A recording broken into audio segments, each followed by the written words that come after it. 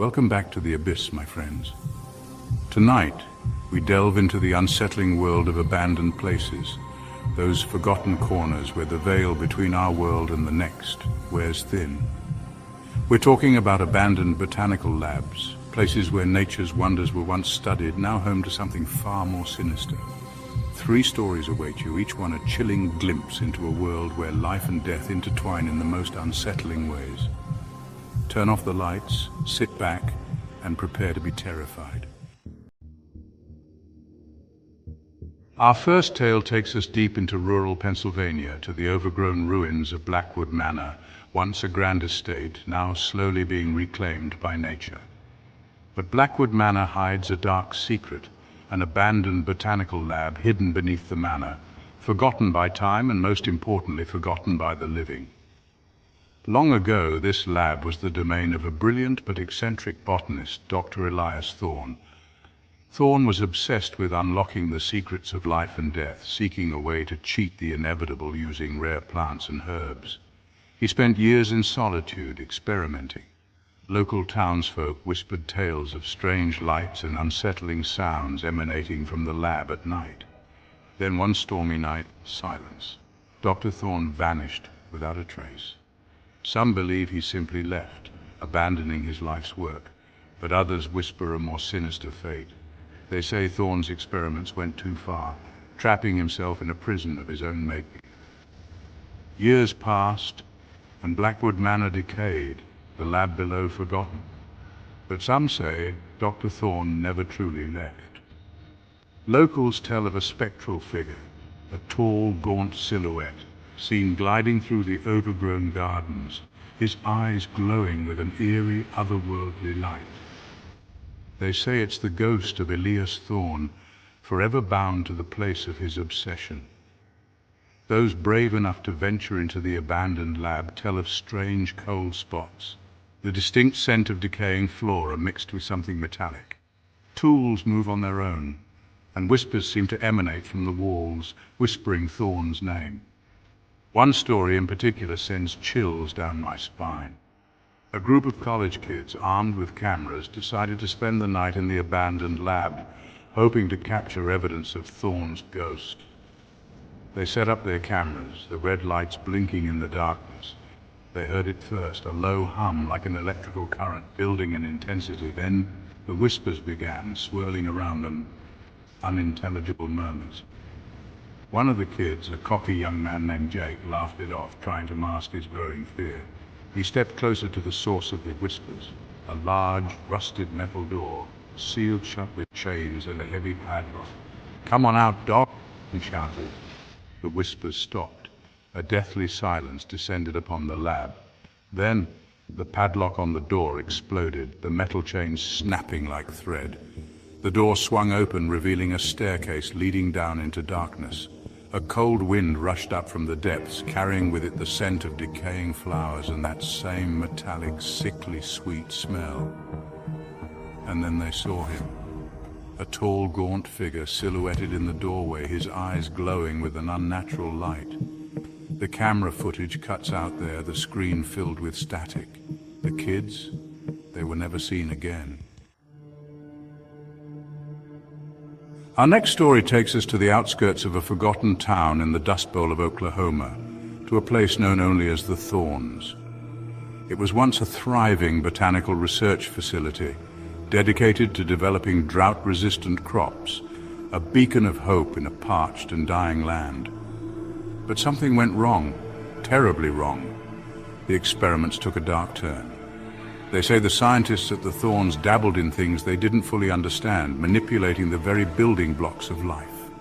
They created hybrids, grotesque mockeries of nature, plants with thorns as thick as a man's arm, leaves that dripped a viscous black fluid. But their creations proved too powerful to control. It started subtly. Plants growing at an alarming rate, vines twisting into unnatural shapes. Then came the accidents. Researchers reported strange scratches, infections that wouldn't heal, whispers of being watched. One day, the unthinkable happened. A researcher, Dr. Amelia Wright, was found dead in the main greenhouse, her body entangled in a mass of thorny vines. her eyes wide with terror. The Thorns was immediately shut down, quarantined by the government, the truth of what happened buried deeper than any seed. But some secrets refuse to stay buried. Locals say the Thorns is haunted by Dr. Wright's vengeful spirit, and the monstrous plants she helped create still thrive within the sealed greenhouses. They say the plants are aware, sentient even, their roots reaching out from the shadows, seeking to ensnare anyone who dares to enter their domain. One story, told in hushed tones, speaks of a group of teenagers who snuck onto the abandoned grounds of the Thorns.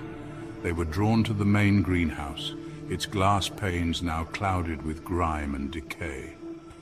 One of the teenagers, a young man named Danny, dared his friends to enter the greenhouse with him. "What's the worst that could happen?" he laughed. The others hesitated, their fear palpable. But Danny, eager to prove his courage, pushed open the creaking door and stepped inside. The others waited, their hearts pounding. Minutes passed, each one stretching into an eternity. Then they heard it, a scream, Danny's scream. It was a sound of pure terror, cut short by a sickening crunch.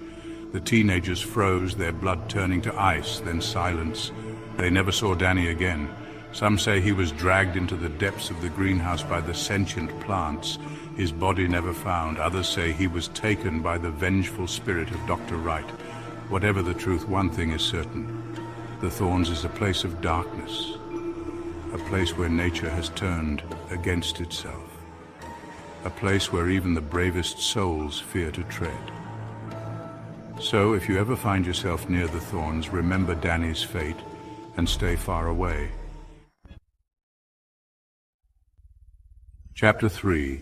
The Lab of Lost Souls. Our final tale takes us to the desolate plains of Nevada, to a place known as Silent Creek Research Facility. Now abandoned, its windows like vacant eyes staring out at the unforgiving desert. Silent Creek holds a dark and tragic history.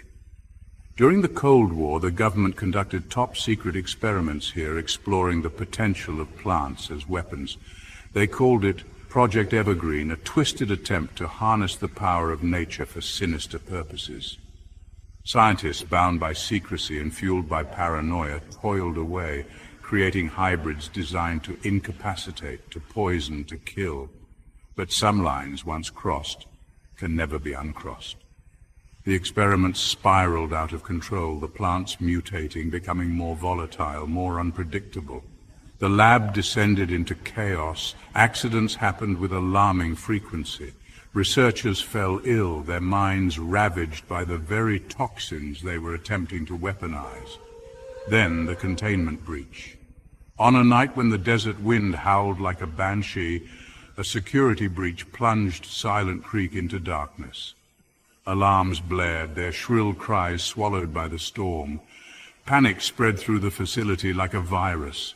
The plants broke free, their tendrils reaching out like grasping claws, their toxins filling the air with a sickly sweet aroma.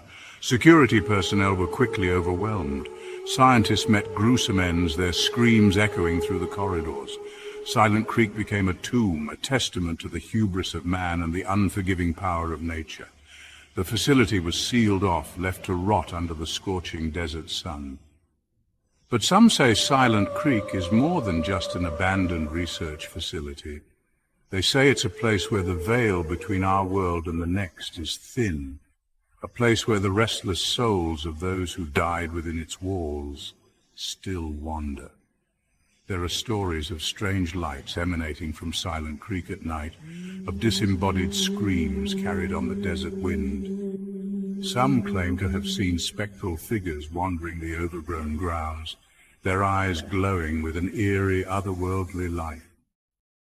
One story, told by a weathered old trucker who claims to have stumbled upon Silent Creek during a detour, sends chills down my spine.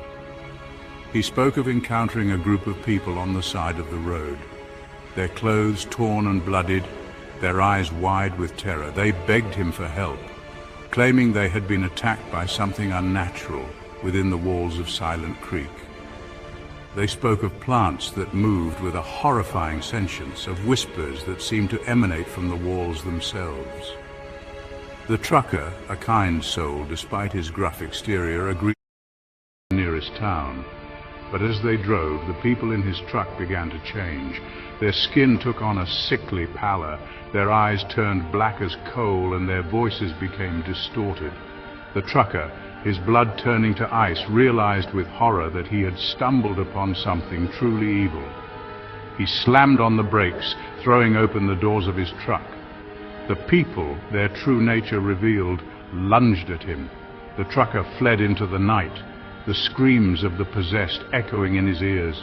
He never looked back, but the memory of that night continues to haunt him to this day. The darkness is vast, my friends, filled with whispers and shadows, with places where the veil between our world and the next wears thin. If you enjoyed these terrifying tales, don't forget to like, subscribe, and hit the bell icon for more spine-chilling stories. Share your own scary experiences in the comments below. Until next time, stay safe and beware of the unknown.